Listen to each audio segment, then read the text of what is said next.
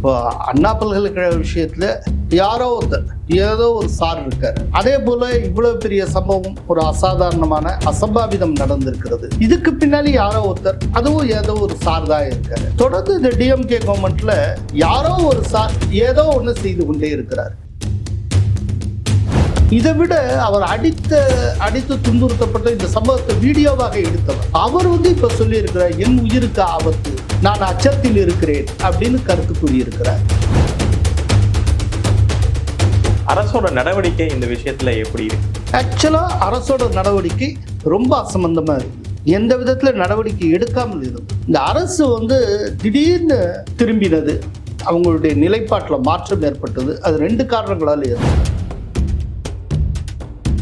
அதாவது ஹெச் ராஜா சொன்னதுல ஒரு பாக்கி இருக்கு. இதுக்கு முன்னால சாத்தாங்குளம் சம்பவம் நடந்தது, அப்போ நேர்லயே போனீங்க. அவர்கள் கிறிஸ்தவர் என்பதால் நீங்கள் நேரில் போனீர்களா? இவர் இப்ப கொல்லப்பட்ட அஜித்குமார் ஹிந்து என்பதால் நீங்கள் நேரில் வராமல் இருக்கிறீர்களா அப்படின்னு அவர் கேட்டார். அந்த கேள்வி இன்னும் நிலுவையில் தான். ஏன்னா மிக முக்கிய டிஎம்கே தலைவர் யாரும் அங்க வரல. ரொம்ப ரீசெண்டா தமிழக அரசு ஒரு செய்தி குறிப்பு ஒன்று வெளியிடுகிறது, ஒரு பிரஸ் ரிலீஸ். அந்த செய்தி குறிப்புல மிகப்பெரிய சாதனையா எங்களுடைய இந்த 4 ஆண்டு கால ஆட்சியில் மட்டும் நாங்கள் 63 சிலைகளையும் 11 நினைவகங்களையும் கட்டி இருக்கிறோம். 21ஆம் நூற்றாண்டுல இத்தனை சிலைகளை நாங்க திறந்து வச்சிருக்கோம், இத்தனை மணிமண்டபங்களை நாங்கள் திறந்து வைத்திருக்கிறோம்னு சொல்றத பெருமைப்படக்கூடிய ஒரு அரசை நாம் பெற்றிருக்கோம்.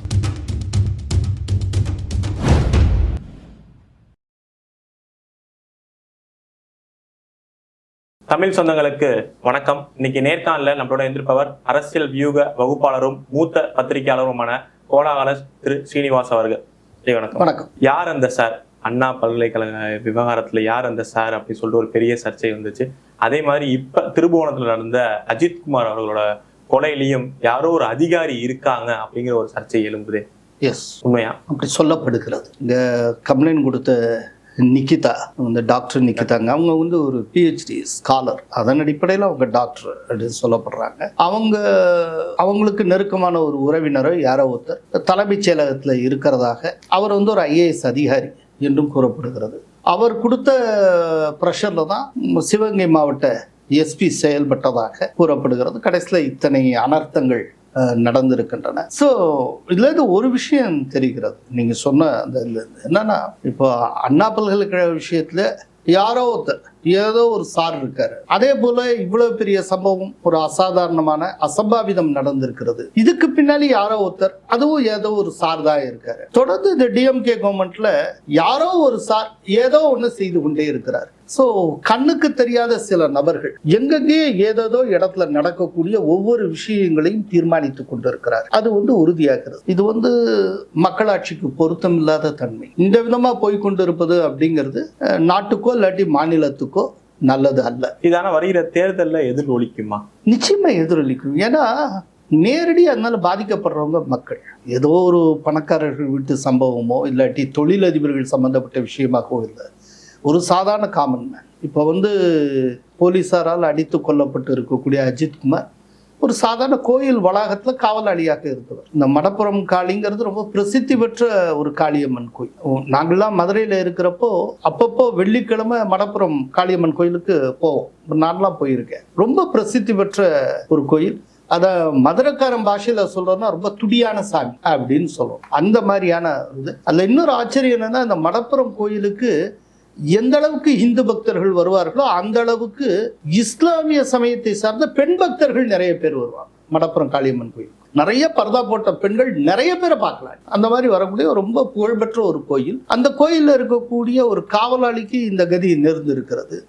மிக மோசமான முறையில் துன்புறுத்தப்பட்டு இருக்கிறார். அந்த துன்புறுத்தப்பட்ட விஷயங்களை எல்லாம் கேட்கிறப்போ நமக்கே திகிலா இருக்கு. இதை விட அவர் அடித்து துன்புறுத்தப்பட்ட இந்த சம்பவத்தை வீடியோவாக எடுத்தவர் அவர் இப்ப சொல்லி இருக்கிறார், என் உயிருக்கு ஆபத்து, நான் அச்சத்தில் இருக்கிறேன் அப்படின்னு கருத்து கூறியிருக்கிறார். இப்போ அவருக்கு என்ன ஆகும்னு தெரியல. ஏன்னா அவர் தான் இப்போ மிகப்பெரிய சாட்சியாக இருக்கிறார். ஏன்னா அது சம்பந்தப்பட்ட காவல்துறை சார்ந்த பல பேர் மேல கொலை வழக்கு பதிவு செய்யப்பட்டிருக்கிறது. ஒரு கொலை வழக்குன்னு ஒன்று பதிவு செய்யப்பட்டாச்சுன்னா அந்த வழக்குல அவர்களுக்கு எதிராக தீர்ப்பு வர வேண்டும் என்றால் முக்கிய சாட்சி என்ன சொல்ல போகிறார் என்பதை பொறுத்து இருக்கிறது. அப்படிங்கிறப்போ இப்போ அந்த சாட்சி பத்திரமாக இருக்க வேண்டும், பாதுகாப்பாக இருக்க வேண்டும். அதற்கான அந்த சாட்சிக்கான பாதுகாப்பையும் பத்திரத்தன்மையும் இந்த அரசு உத்தரவாதம் கொடுக்கும். இப்போ அப்படிப்பட்ட ஒரு சிச்சுவேஷன் இருக்கு. அவர் வெளிப்படையாக சொல்லி இருக்கிறார், என் உயிருக்கு ஆபத்து, என் உயிருக்கு அச்சுறுத்தல் இருக்கிறது. அரசோட நடவடிக்கை இந்த விஷயத்துல எப்படி இருக்கு? ஆக்சுவலா அரசோட நடவடிக்கை ரொம்ப அசம்பந்தமா இருந்தது. எந்த விதத்துல நடவடிக்கை எடுக்காமல் இருந்தது. இந்த அரசு திடீர்னு திரும்பினது, அவங்களுடைய நிலைப்பாட்டில் மாற்றம் ஏற்பட்டது. அது 2 காரணங்களால் ஏற்பட்டது. ஒரு காரணம் மதுரை ஹைகோர்ட் நீதிபதிகள் சரமாரியாக கேள்வி எழுதி, அது காணொலியாகவே எல்லாரும் பார்த்தாங்க. சென்னை ஹைகோர்ட்டினுடைய மதுரை கிளை நீதிபதிகள் கேள்வி கேட்டது. அதுல இந்த மாநிலத்துல அந்த மாநிலமே தன்னுடைய குடிமகனை கொன்று இருக்கிறது. இதெல்லாம் ரொம்ப கடுமையான வார்த்தை, ரொம்ப ரொம்ப கடுமையான வார்த்தை. இப்போ இது ஒரு பக்கம் போயிட்டு இருக்கும். ஒரு பிரஸ் மீட்ல ஹெச் ராஜா சொல்லுகிறார், முதல்வர் அவர்கள் தன் மீது கரை இல்லை அப்படிங்கிறத நிரூபிக்க வேண்டும் என்றால் அவர் சிபிஐக்கு உத்தரவிட வேண்டும் அப்படிங்கிறார்.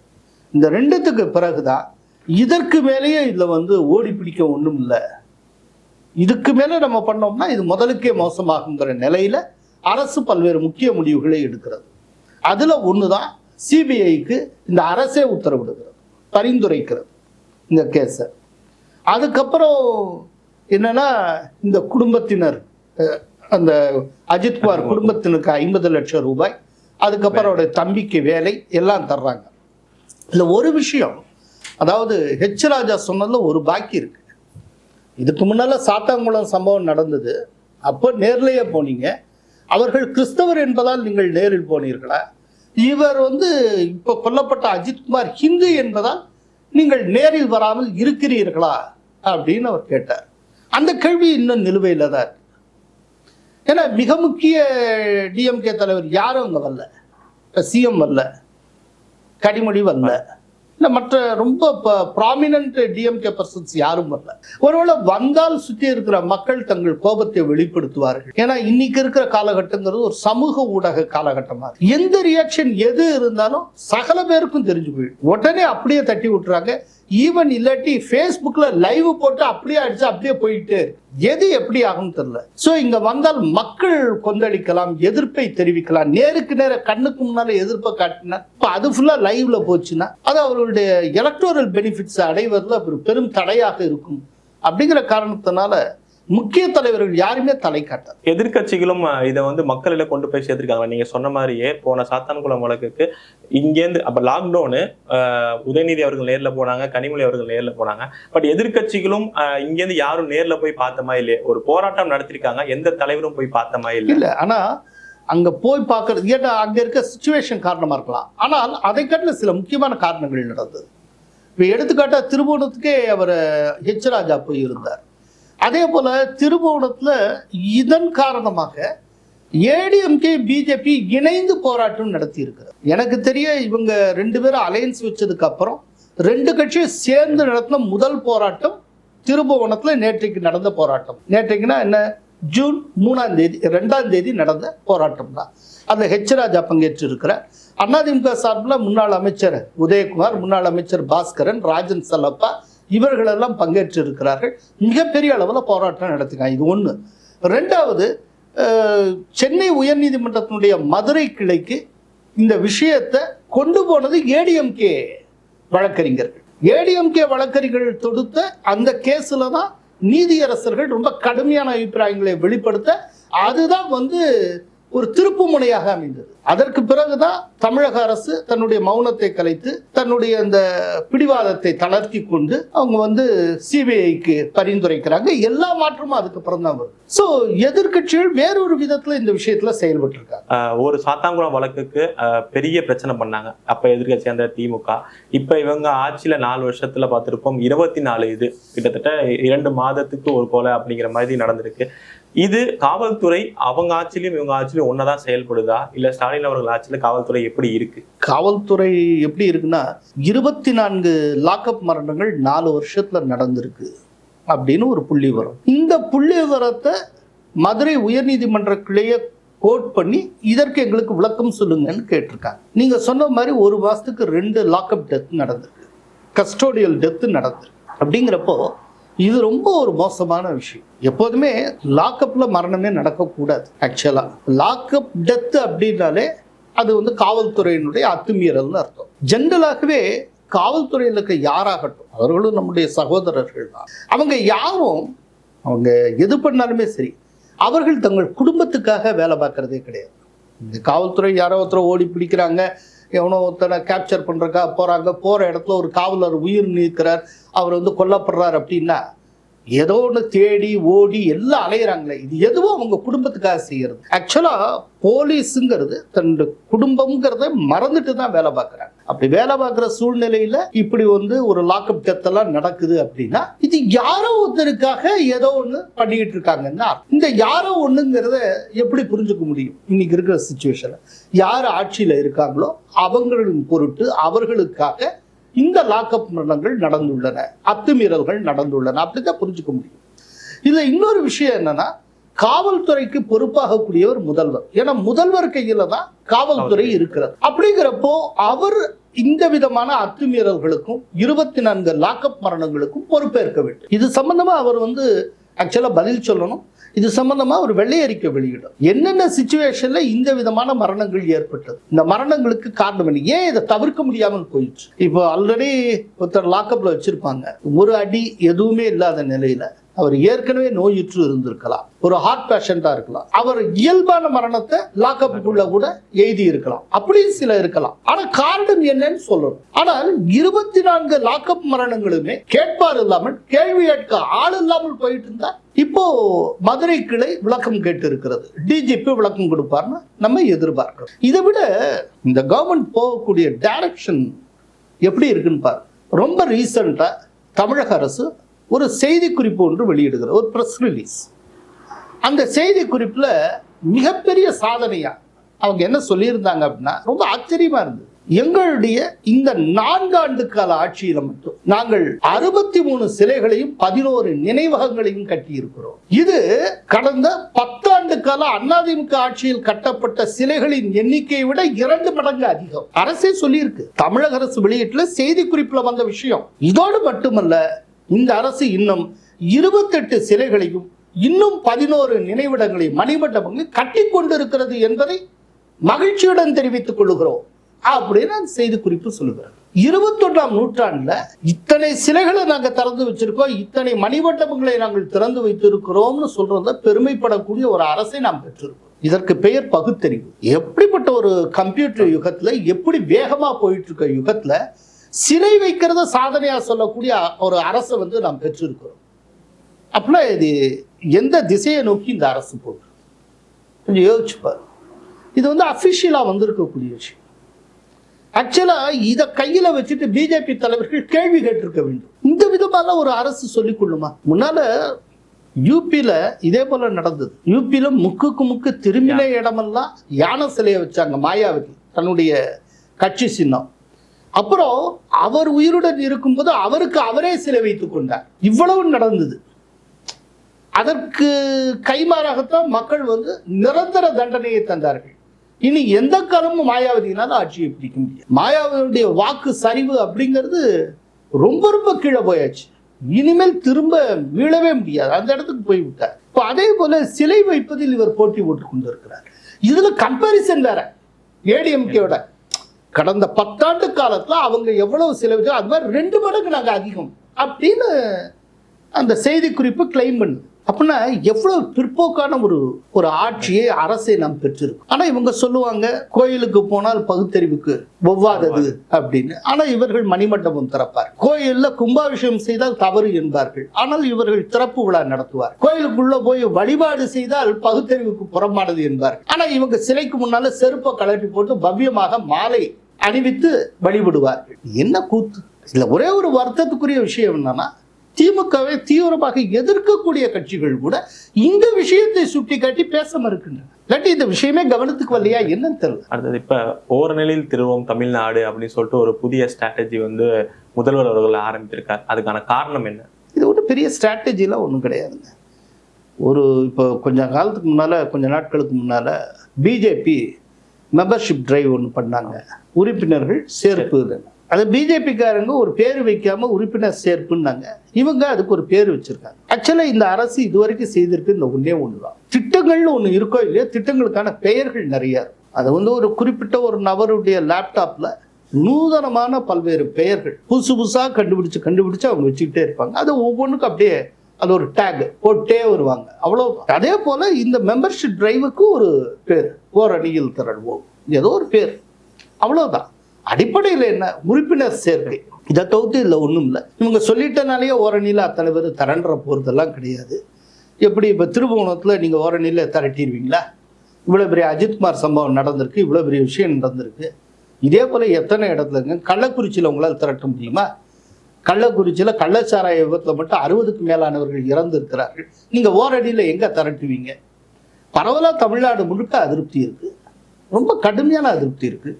ஒன்றும் இல்லை, இன்றைக்கி நாம் 3ஆம் தேதி இந்த இன்டர்வியூ நீங்கள் ரெக்கார்ட் பண்ணிகிட்டு இருக்கீங்க.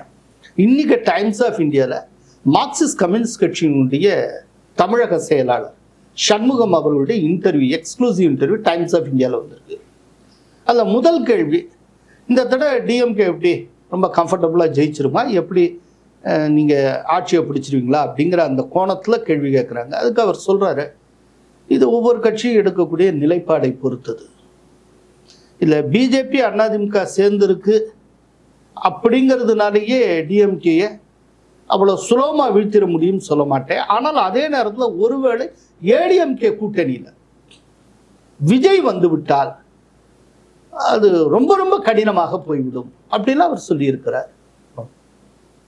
இது என்ன எதுக்காக சொல்றேன்னா, டிஎம்கே கூட்டணியிலேயே இருக்கக்கூடிய ஒரு தலைவர், டிஎம்கே கூட்டணியிலே இருக்கக்கூடிய தலைவர் திட்டவட்டமாக நாங்கள் வெற்றி பெறுவோம், ஆட்சியை பிடிப்போம், இல்லை எந்த சந்தேகம் இல்லை அப்படின்னு அவர் சொல்லலை. அதை விட ரொம்ப முக்கியம், திமுகவே அவர் பூர்ஷ்வாக்களின் கட்சி என்று விமர்சித்திருக்கிறார். ஒரு கேபிட்டலிஸ்டுடைய கட்சி, முதலாளித்துவ கட்சி, பூர்ஷ்வாக்களுடைய கட்சி அப்படிலாம் அவர் விமர்சித்திருக்கிறார். அப்படின்னா இந்த தடவை ஆட்சியை திரும்ப பிடிப்பது என்பது சுலபமாக இருக்காது. அது ரொம்ப அவங்க கஷ்டப்பட வேண்டியிருக்கும்.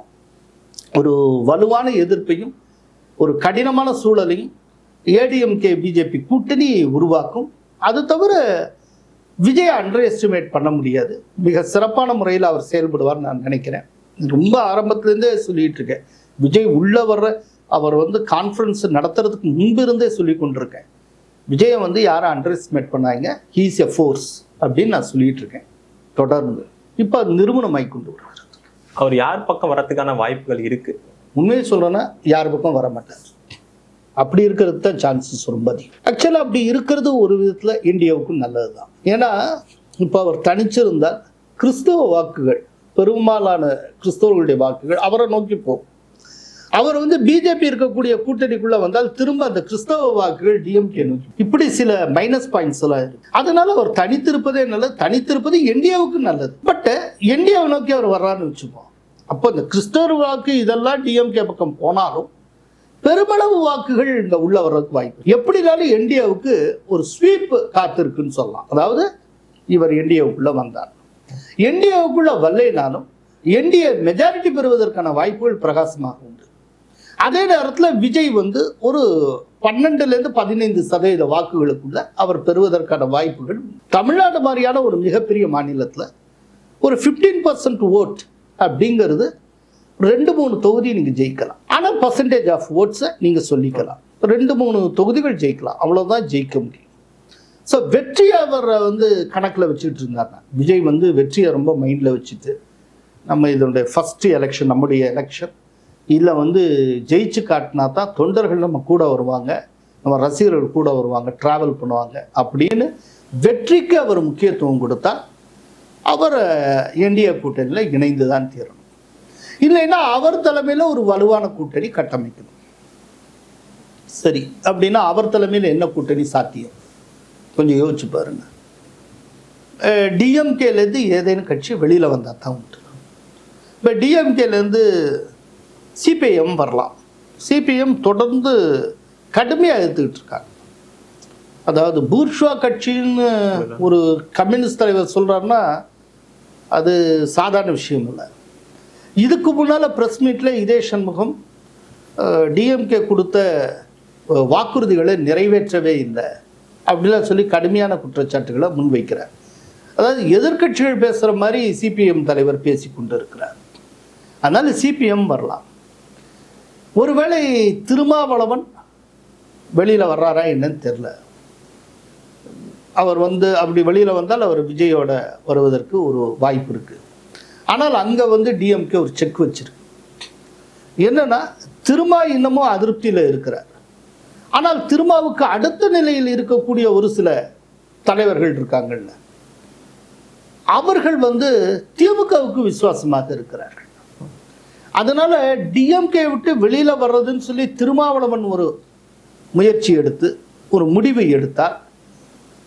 அவருக்கு அடுத்த நிலையில் இருக்கிற தலைவர்கள் திமுகவுடன் இருப்பது என்கிற முடிவை எடுப்பார்கள். இது கடைசியில் எங்கே போய் முடியும்னா, விடுதலை சிறுத்தைகள் கட்சி வெர்டிகலா ஸ்பிளிட் ஆகலாம். திமுக ஆதரவு, திமுக எதிர்ப்பு அப்படிங்கிற அடிப்படையில். அப்படிப்பட்ட ஒரு சூழ்நிலையில் திருமாவளவன் கட்சியின் ஒற்றுமைக்காக மற்றவர்கள் சொல்வதை அவர் கேட்க வேண்டிய நிலை ஏற்படும். இந்த மாதிரி இப்போவே வந்து பாட்டாளி மக்கள் கட்சியில் என்ன நடந்துட்டு இருக்கு உங்களுக்கு தெரியும். அண்மையில் அன்புமணி ராமதாஸ் சொன்னார், இதற்கு பின்னால் டிஎம்கே இருக்கிறது, டிஎம்கே தான் இதுக்கு எல்லாத்துக்கும் காரணம் அப்படின்னு. இதை பல மாதங்களுக்கு முன்பாகவே நான் சொல்லியிருக்கேன். டிஎம்கே தான் இதுக்கு பின்னால் இருக்கு. ராமதாஸ் அவர்களுக்கு நெருக்கமான ஒருவரை டிஎம்கே ரீச் அவுட் பண்ணிட்டாங்க. இதுக்கு கம்ப்ளீட்டாக இதுக்கு டோட்டல் ரீசன் வந்து டிஎம்கே இதுக்கு பின்னால் இருக்குன்னு நான் சொல்லிட்டு இருந்தேன். அது யாரை ரீச் அவுட் பண்ணாங்க என்ன ஏதுன்னு நான் வெளியில் சொல்ல முடியாது, ஏன்னா அது அவ்வளோ சரியாகவும் இருக்காது. பட் ராமதாஸுக்கு ரொம்ப நெருக்கமான ஒருவரை திமுக சக்ஸஸ்ஃபுல்லாக ரீச் அவுட் பண்ணிட்டாங்க. அதனால தான் இது அத்தனை பிரச்சனை. உண்மையிலேயே இது அரசியல் சார்ந்த பிரச்சனையாக இருந்தால் இது எப்போவோ சால்வ் ஆகிருக்கும். அரசியலை தாண்டி ஒரு விஷயம் அதுக்குள்ளே இருக்கு. அந்த விஷயம் என்னங்கிறது டிஎம்கே தலைமைக்கு தெரியும். அங்கே வச்சு கரெக்டாக கிங் செக் வச்சாங்க. இப்போ இவ்வளவு பிரச்சனை. இன்னைக்கு முழுமையாக விஷயத்தை போட்டு உடைக்காமல் பூடகமாக அன்புமணி ராமதாஸ் சொல்லுகிறார், இதற்கெல்லாம் பின்னால் இருப்பது டிஎம்கே அப்படி. ஸோ டிஎம்கே வந்து ஒரு ஃபார்வர்ட் பிளாக்லேருந்து முஸ்லீம் லீக்லேருந்து எந்த கட்சியும் விட்டு வச்சது கிடையாது. எல்லாத்தையும் அவங்க உடைச்சிருக்காங்க. இப்போ மதிமுகவுக்கு அதே ஆபத்து ஏற்படக்கூடிய ஒரு சூழ்நிலை இருந்தது. மதிமுகவில் என்ன பண்ணாங்க அப்படின்னா, ஒரு 10 நாளைக்கு முன்னால் நடந்த பொதுக்குழுவில் கூடுதலாக இடம் கேட்பது அப்படின்னு தீர்மானம் நிறைவேற்றினாங்க. அதுக்கு அடுத்து ஒரு வாரம் கழிச்சு, ஜஸ்ட் ஃபியூ டேஸ்க்கு முன்னால் அவங்க நிர்வாக குழு கூட்டம் நடக்குது. இந்த நிர்வாக குழு கூட்டத்துக்கும் ஏற்கனவே நடந்து முடிந்த அந்த பொதுக்குழு கூட்டத்துக்கு இடையில பல்லடத்து மதிமுக சார்பில் போட்டியிட்ட அந்த பகுதியை சேர்ந்த மதிமுக பிரமுகர் ஒருவரை டிஎம்கே தூக்கினாங்க. தூக்கினதுமே வைகோ அலர்ட் ஆயிட்டார். ஒவ்வொருத்தராக காலி பண்ணாங்கன்னா கட்சியை காலி பண்ணிடுவாங்க, இன்னைக்கு பாமகவுக்கு என்ன கதி வந்தோ அந்த கதி தனக்கு ஏற்பட்டு விடும் அப்படின்னு. உடனே என்ன பண்ணார் அப்படின்னா, பொதுக்குழுவில் தீர்மானம் நிறைவேற்றினாங்கல்ல கூடுதல் தொகுதிகள் வேணும்னு, அந்த தீர்மானத்தை நிர்வாக குழு கூட்டத்தில் விட்ரா பண்ணிட்டார். அவர் விட்ரா பண்ணிட்டார். அதை விட ரொம்ப முக்கியம், டோட்டல் சரணாகதி. நேற்றைக்கு அறிவாலயத்தில் ஸ்டாலினை சந்தித்து விட்டு பிரஸ்ஸில் பேசுகிறப்போ அவர் தெளிவாக சொல்லியிருக்கிறார். பிரஸ்ஸுக்கு முன்னால், அதாவது ஸ்டாலின் காதில் விழணுங்கிறதுக்காகவே என்ன சொல்றேன், திமுக அரசை நான் ஒருபோதும் விமர்சிக்க மாட்டேன், அப்படி விமர்சிக்க வேண்டும் என்பது எங்கள் ஆசையும் இல்லை. கலைஞர் வந்து இறக்கறதுக்கு சில நாட்களுக்கு முன்பாக நான் அவர்கிட்ட சொல்லியிருக்கேன், உங்கள் இயக்கத்தை நான் கட்டி காப்பேன்னு. அந்த வாக்குறுதியிலிருந்து நான் மாற மாட்டேன். அதே போல நாங்கள் கூடுதல் தொகுதிகள் கேட்கவும் மாட்டோம், தெளிவா சொல்லியிருக்கார். எல்லா உத்தரவாதத்தையும் அவர் வந்து பிரஸ் மீட்ல போட்டு சொல்லியிருக்காரு. ஏன்னா அந்த அளவுக்கு டிஎம்கேயோட இருக்கக்கூடிய கூட்டணி கட்சிகள் ஒரு நடுக்கத்தில் இருக்கின்றன. என்ன ஆகுமோ ஏதாகுமோ, அது என்ன ஆகும் அப்படின்னு நீங்க தெரிஞ்சுக்கணுமா, பிஎம்கே பாருங்க. அது லிவிங் எக்ஸாம்பிள். சார் பிஎம்கேங்கிற ஒன்றை காட்டி இப்ப திருமாவை மிரட்டுறாங்க. அதே போல இவரை வைகோ பயந்து கொண்டு இருக்கிறார். திருமா வந்து அவர் சொந்த எண்ணத்தின்படி, சொந்த ஆசையின்படி ஒரு அம்பேத்கர் நூல் வெளியீட்டு நிகழ்ச்சி கூட பங்கேற்க முடியல, இல்ல வரேன்னு சொல்லிட்டு கடைசியில வரல. இல்ல ஒரு நூல் வெளியீட்டு நிகழ்ச்சியில கூட அவர் பங்கேற்பதா இல்லையா என்பதை திமுக தலைமையில தீர்மானிச்சது. அப்படின்னா இது எப்படி இருக்கும்? அதனால அந்த கூட்டணிக்குள்ள நிறைய கசப்சா இருக்கு. மனக்கசப்புல அத்தனை கட்சிகளும் இருக்கின்றன. அந்த கட்சிகளுடைய சுதந்திரம் கட்டுப்படுத்தப்பட்டு இருக்கிறது. அதுல இருந்து தெரிச்சிட்டு வெளியில வரணும்னு பாக்குறாங்க. அந்த அநேகமா இந்த 2 கம்யூனிஸ்ட் கட்சிகள், இதுல வந்து இந்திய கம்யூனிஸ்ட் கட்சியை பத்தி ஒண்ணுமே சொல்ல முடியாது. அது அங்கேயே தான் இருக்கும், அதுக்கு எந்த புகாரும் கிடையாது. ஒரு சீட்டு கொடுத்தாலும் வாங்கிட்டு உட்காந்துருப்பாங்க. பட் மார்க்சிஸ்ட் கம்யூனிஸ்ட் கட்சிக்கு 2021 6 சீட்டு தான் கொடுத்தாங்க. மார்க்சிஸ்ட் கம்யூனிஸ்ட் கட்சியினுடைய வரலாற்றிலேயே மிக குறைவான தொகுதிகளில் தமிழ்நாட்டில் போட்டிக்கிட்டு அப்போ தான்.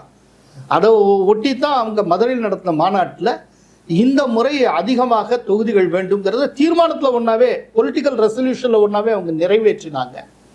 இப்போ அதை அவங்க கிளைம் பண்ணுவாங்க. அடுக்கடுக்காக புகார்கள் கேட்டபடி கொடுக்கலாம், அவங்க வெளியில் வர்றதுக்கு வாய்ப்பு இருக்குது. அதனால ஒன்றை மட்டும் நான் உறுதியாக சொல்ல முடியும், 2021 தேர்தலில் திமுக கூட்டணி என்ன ஷேப்பில் என்ன விதமாக இருந்ததோ அதே ஷேப்பில் அதே விதமாக இந்த முறை இருக்காது. நிறைய மாற்றம் ஏற்படும், கூட்டணி கட்சிகள் குறையும். அதனால தான் ஸ்டாலினும் அலர்ட் ஆகி இருக்கிறார். ஏப்ரல் 18ஆம் தேதி டைம்ஸ் ஆஃப் இந்தியா கொடுத்த இன்டர்வியூவில் ஸ்டாலின்ட்டு ஒரு கேள்வி கேட்குறாங்க. என்ன கேள்வி அப்படின்னா, பாட்டாளி மக்கள் கட்சி திமுக கூட்டணிக்குள்ளே வரும் என்று முணுமுணுக்கப்படுகிறதே அப்படின்னு. அதுக்கு அவர் பதில் சொல்கிறாரு, முணுமுணுப்பு என்று நீங்களே சொல்லிவிட்டீர்களே, இப்போது இருக்கும் எங்கள் கூட்டணியை வலுவாகவும் உறுதியாகவும் இருக்கிறது, ஸ்ட்ராங்காகவும் இருக்குது, ஃபேர்மாகவும் இருக்குது, வேறு கட்சிகள் எதற்கு அப்படின்னு சொன்ன ஸ்டாலின் இப்போ சில நாட்களுக்கு முன்னால் ப்ரெஸ் மீட்டில் பேசுகிறப்போ, என்னுடைய கூட்டணிக்கு இன்னும் சில கட்சிகள் வரக்கூடும், அது பற்றி நாங்கள் அமர்ந்து பேசி முடிவு செய்வோங்கிறார். ஸோ ஏப்ரல் மாதத்தில் தன்னுடைய கூட்டணி வலுவாக இருக்கிறது அப்படின்னு நம்பின ஸ்டாலின் இப்போ தன்னுடைய கூட்டணிக்கு இன்னும் சில கட்சிகள் தேவை என்று எதிர்பார்க்கிறார். அப்படின்னா இப்போ டிஎம்கே கூட்டணி வலுவா இருக்கா, வலு இல்லையா? ஸ்டாலினுக்கே இறங்கு முகத்தில் நாம் போய்கொண்டு இருக்கிறோம் அப்படிங்கிறது அவருக்கு தெரிகிறது. இந்த ஆப்பர்ச்சுனிட்டியை சக்சஸ்ஃபுல்லாக யூஸ் பண்ணிக்கணும். இப்போ இந்தியாவில் இருக்க கட்சிகள் அத்தனையும் ரொம்ப ஒற்றுமையாக யூஸ் பண்ணிக்கணும். இதில் விஜய் பற்றி சொல்ல வந்தேன். விஜய் தலைமையில் ஒரு கூட்டணி அப்படின்னா என்னென்ன கட்சிகள் வெளியில் வர, சிபிஎம் வரலாம், திருமா வரலாம். இதில் ஒரு விஷயம், என்டிஏவுக்கு ஒரு வேலை மிச்சம் இருக்கு, மிச்சப்படுது. அது என்ன அப்படின்னா, டிஎம்கேல இருக்கக்கூடிய, டிஎம்கே கூட்டணியில் இருக்கக்கூடிய கட்சிகள் இருக்குல்ல, அந்த கட்சியை உடைச்சு வெளியில் கொண்டு வர வேலையை விஜய் பார்த்து கொள்வார். ஏன்னா விஜய்க்கு நல்லா தெரியும், விஜய் மட்டும் தனித்து போட்டியிட்டு பர்சன்டேஜ் ஆஃப் ஓட்ஸை தான் பெற முடியும், சீட்டை ஜெயிக்க முடியாது. ஸோ விஜய் சிறப்பாக ஜெயிக்க வேண்டும் என்றாலே அவருடைய தலைமையில் ஒரு கூட்டணி அமையணும். அப்படி இல்லை, அவர் தலைமையில் ஒரு கூட்டணி அமையணும்னா அந்த கூட்டணிக்கான கட்சிகள் எங்கே இருக்கு? டிஎம்கே சைடில் தான். ஏன்னா அவர் எதிர்பார்க்கிற மாதிரியான சிந்தனை போக்குள்ள கருத்துள்ள கட்சிகள் எல்லாமே டிஎம்கே சைடில் தான் இருக்கு. அப்போ டிஎம்கேலேருந்து தான் அவர் கலட்டி கொண்டு வரணும். அப்போ டிஎம்கே கூட்டணியிலிருந்து கட்சிகளை கலற்றும் வேலையை பிஜேபியை ஏடிஎம்கே பார்க்க வேண்டிய அவசியம் இல்லை. அதை விஜய் செய்து விடுவார். ஒருவேளை அவரால் சக்சஸ்ஃபுல்லாக எந்த கட்சியும் கலற்றி இங்கே மாட்ட முடியலைன்னு வச்சுக்கோங்க, அப்போ அவருக்கு வேற ஆப்ஷனே கிடையாது. என்டிஏவுக்குள்ள அவர் வந்தார். இதையும் தாண்டி பிடிவாதமாக நான் தனித்திருப்பேன் அப்படின்னா அவர் ஒரு சிறப்பான சதவிகிதத்தை பெறுவார், ஆனால் தொகுதிகளில் வெல்ல மாட்டேன். நேரம் உங்கள் நேரத்தை நம்ம தளத்துக்கு பயந்தமைக்கு ரொம்ப நன்றி. நல்லதே நடக்கும். வாழ்வாங்க. நன்றி.